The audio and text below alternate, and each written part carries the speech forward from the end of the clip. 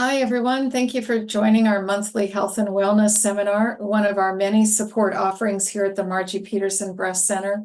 If you're watching this on YouTube and would like to watch our future recordings live, we do meet every third Thursday at 11:30 Pacific time, and you will find our Zoom link in the description box below. I'm Dr. Rebecca Crane-Okada and will be serving as your moderator today. I'm the clinical program manager here in the Breast Center. We are accompanied by Alston Novak, who will be serving as our co-host and monitoring the chat. I do want to acknowledge our donors who support all of our programs, and today especially the Ken Johnson family in memory of Joan Brierton Johnson, who support much of our patient education efforts. So this month, we're very grateful to have Caroline Sarafin with us from the clinical support team, clinical support services. She is one of 3 oncology social workers working with our breast, infusion, and cancer clinics here at Providence St. John's Health Center. She is a licensed clinical social worker, and today she'll be talking to us about the wonderful topic of shifting from caregiver to cared for, or shifting from caregiver to being cared for. So I turn this over to Caroline. Take it away. Thanks so much, Becky. Thanks for having me here today. I'm very happy to talk about this important topic of shifting from caregiver to being cared for. It's such a common topic that comes up for many patients throughout their cancer journey. So happy to discuss that more today. Starting off, some of our objectives are going to be to review the effects of activity limitations and role disruptions throughout treatment. Then we're going to get into changes in roles, responsibilities, and relationships. And then we're going to explore ways to build your support system if that's something you're looking to do. So I just wanted to quickly go over some of these facts I pulled from an article called Disability in Activities of Daily Living Among Adults with Cancer. We're going to talk a little about activities of daily living, often referred to as ADLs, which is a term used when referring to an individual's daily self-care activities. Health professionals often use a person's ability or inability to perform ADLs as a measure of their functional status. So some examples of ADLs are dressing, eating, ambulating, toileting, and taking care of your hygiene. And then on the other hand, you may hear of a phrase called IADLs, which are instrumental activities of daily living, which are daily tasks necessary for independent living, such as managing your budget, shopping for groceries, planning meals, attending doctor's appointments, taking medications as prescribed, managing transportation, completing housework, or taking care of pets. So I pulled these from an article just to highlight how cancer can affect a lot of your ADLs and IADLs. So we're going to talk more about how difficult it can be for some to balance keeping up with your activities of daily living on top of managing your medical situation at the same time.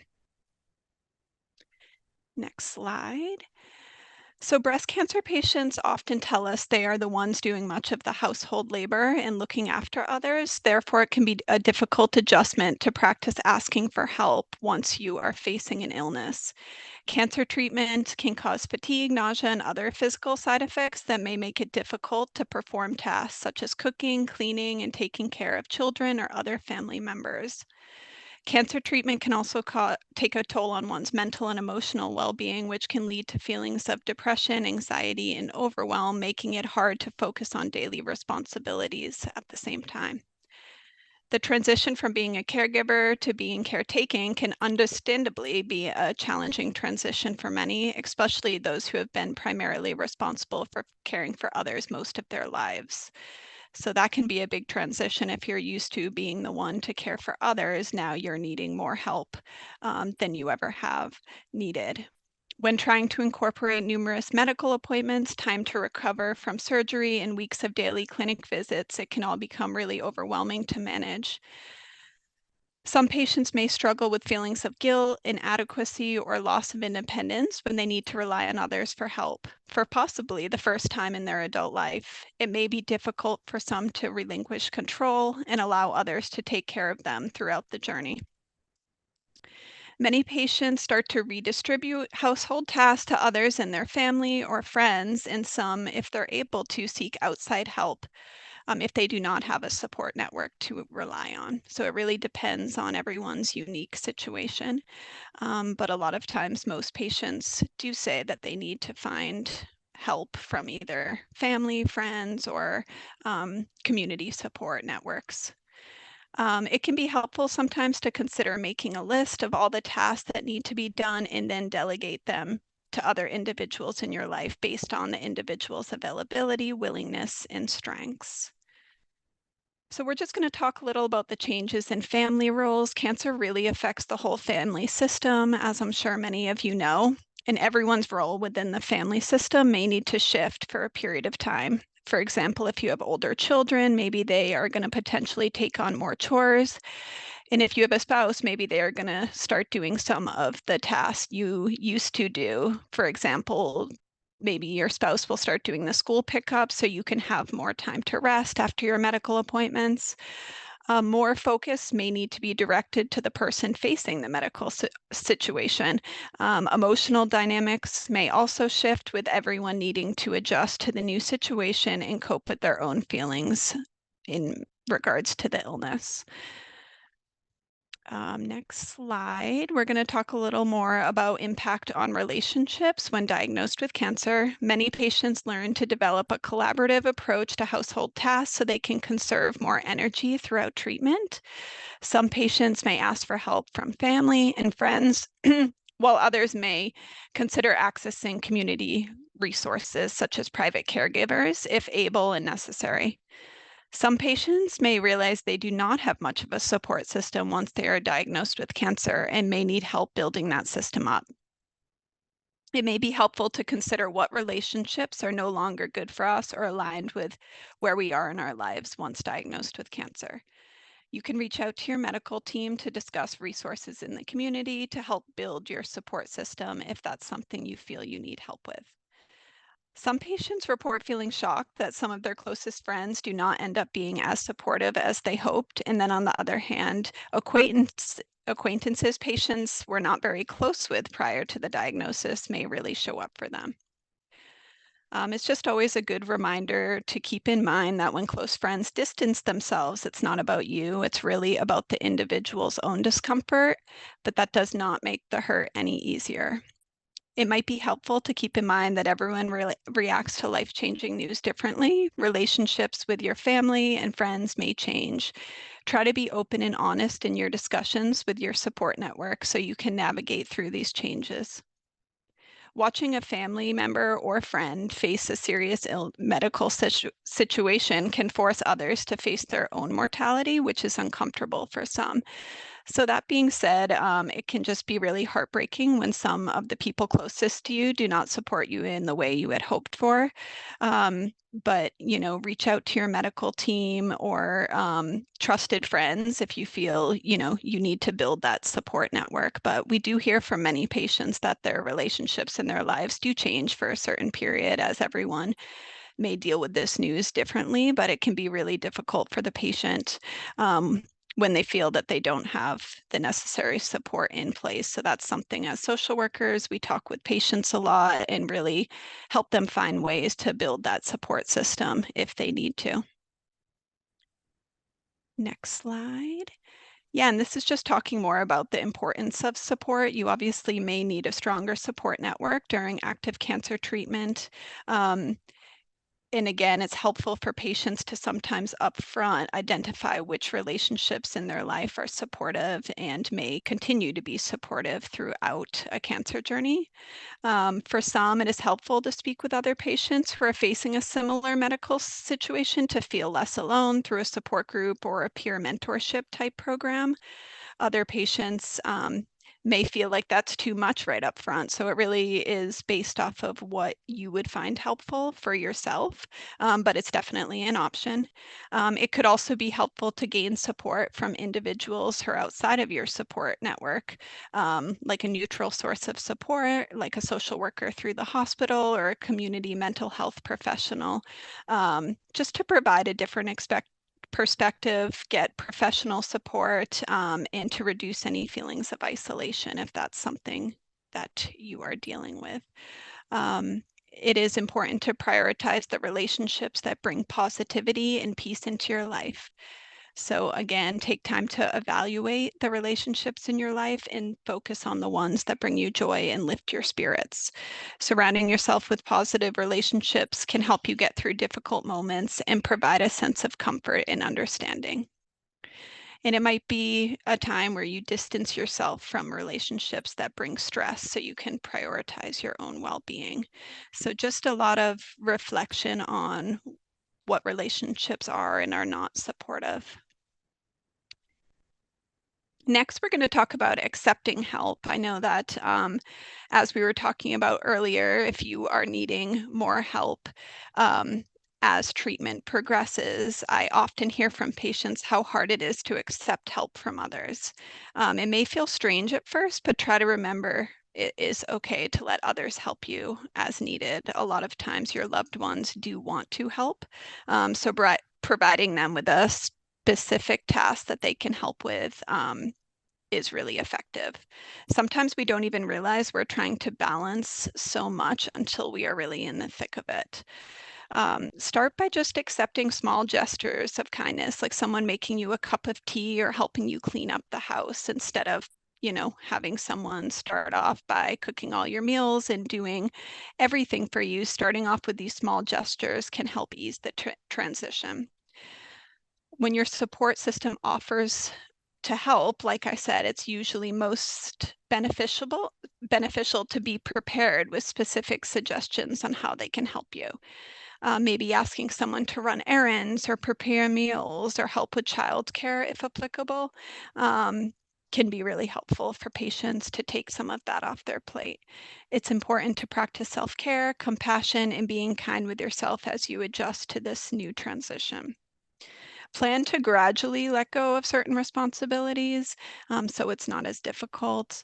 And I want to acknowledge that everyone's situation is different, but many times accepting help may only be for a short period of time. You may be able to resume your routine duties once surgery or active treatment is completed and side effects lessen. So reminding yourself that all of this may be short term, if that applies to your situation, can be helpful. Next slide. And this is just more about different coping ideas we can use to help ease the transition of going from caregiver to being cared for. It can be supportive to have an open and honest discussion with your support system up front about how you want to renegotiate the roles in your personal life prior to starting treatment. Everyone within your support network may need to take on different roles in the family unit, as we discussed a little bit earlier.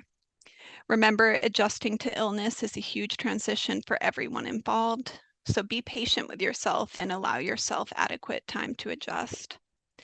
Some find it therapeutic to acknowledge and grieve the loss of their previous roles in life, even if it is a short-term loss. Start to consider new ways to contribute within the family. For example, perhaps you can still make your family one meal a day rather than 3. So just really finding what works for you and your energy levels and your family. You know yourself best, of course.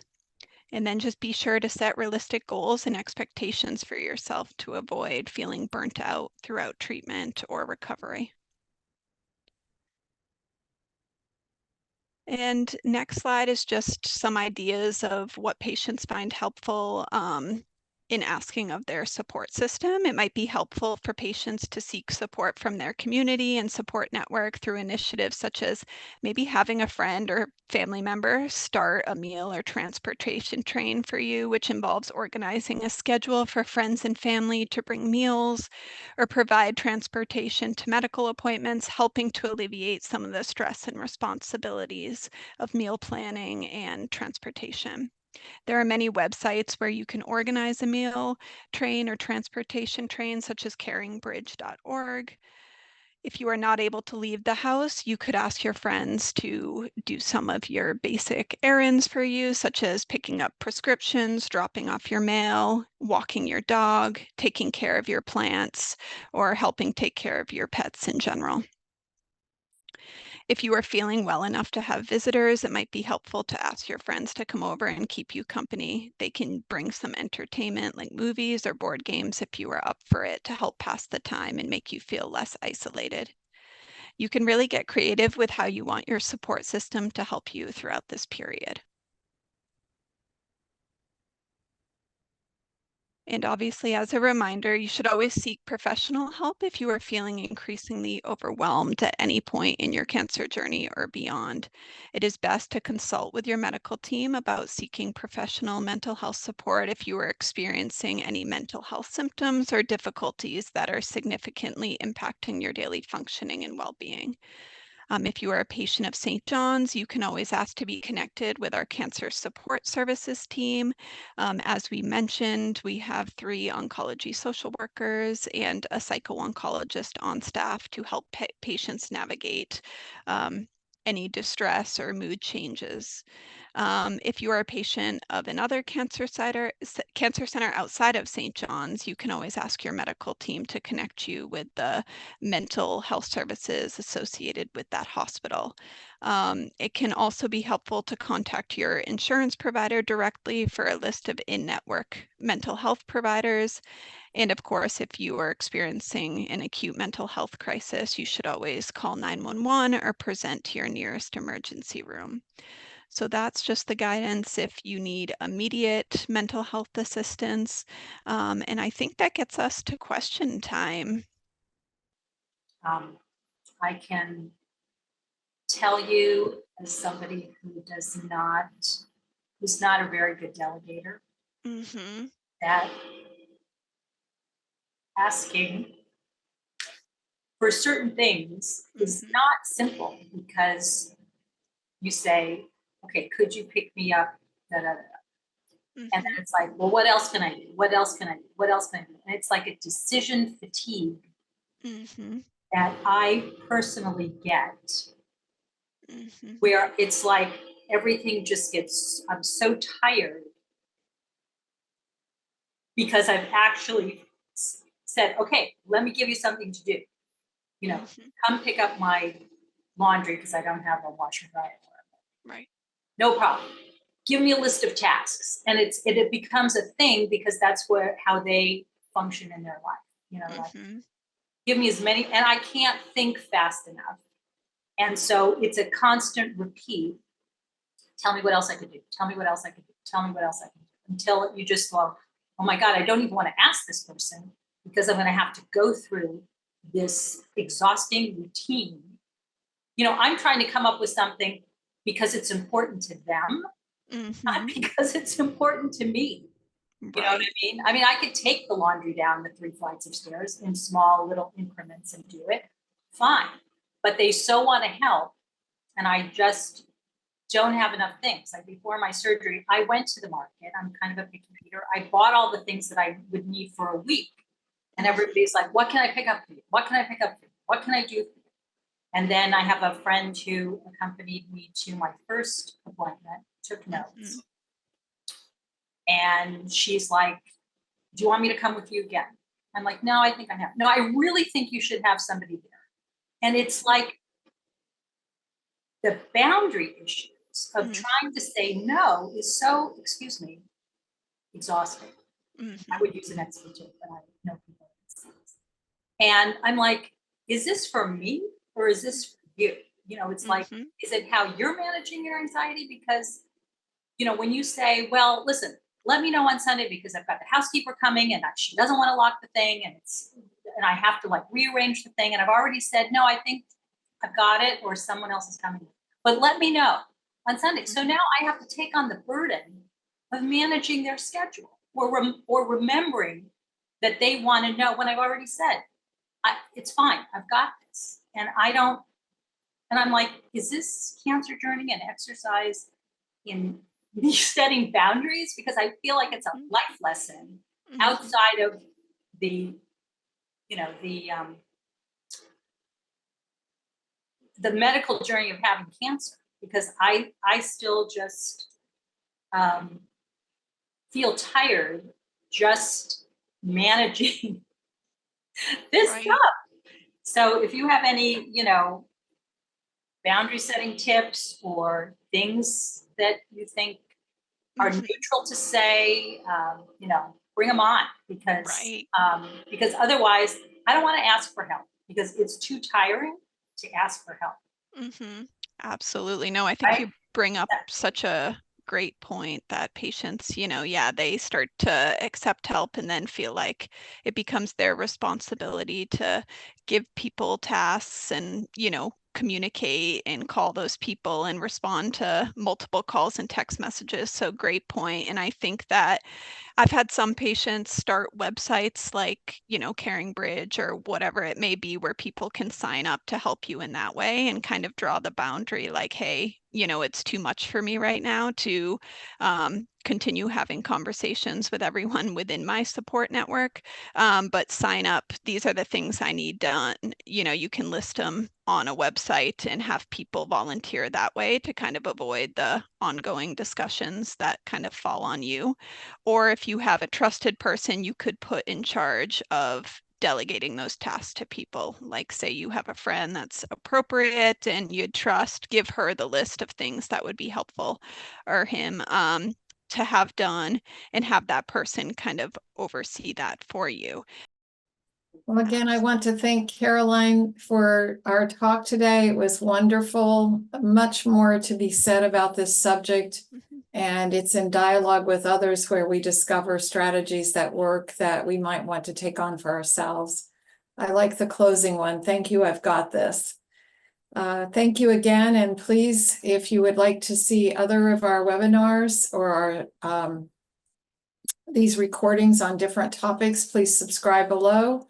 You can find our previous webinars in the Margie Petersen Breast Center playlist. You can follow us on Instagram at MPBC Breasties. And for more updates from Providence St. John's Cancer Institute, you can follow us on Facebook and LinkedIn at St. John's Cancer Institute. Thank you, everyone.